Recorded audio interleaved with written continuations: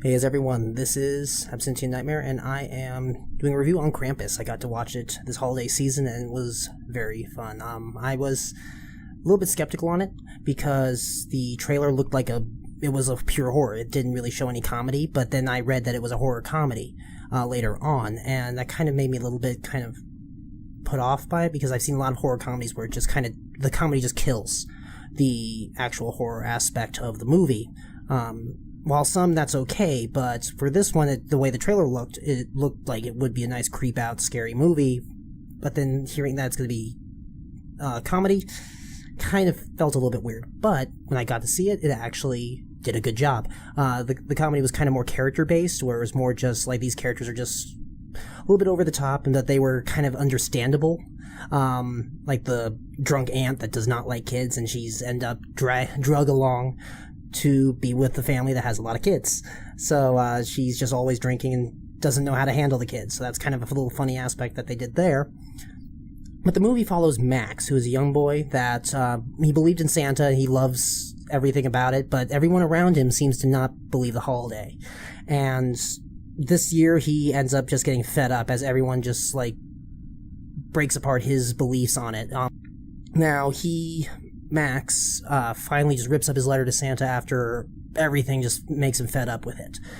And sadly that brings on the wrath of Krampus, which is the shadow of Saint Nicholas in the lore of this. Now, it's a very well done story. I really like it. It plays out like a classic Christmas story. Character loses faith, character gets shown what the true nature of Christmas is through the story, and ends up finally understanding it and being all happy, blah, blah, blah.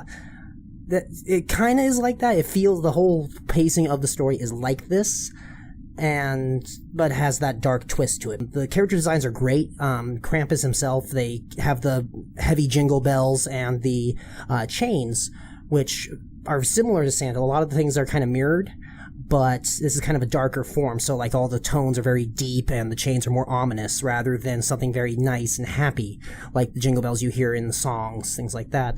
Even the soundtrack was really cool, because I heard little hints of the, like Deck the Halls or other little Christmas songs intermingled with the tense music, which, another fun little thing, and then little homages to classic stuff, like the way the whole story plays out is an homage to all the Christmas stories and such that we've all grown up on.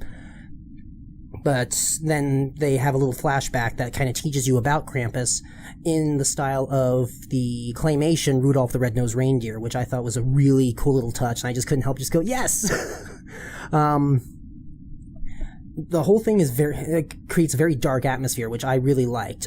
Everything was kind of twisted around the elves. There was these elf minions and toy minions, and even like snowmen were kind of turned into these really dark aspects of themselves. So like they became the aspect of fear rather than something that's all nice and perky. The pacing was very good. We don't really see Krampus other than in the background throughout the movie. Until we get toward the middle and continue on. So it was a very good pacing rather than just outright we see a full form of him.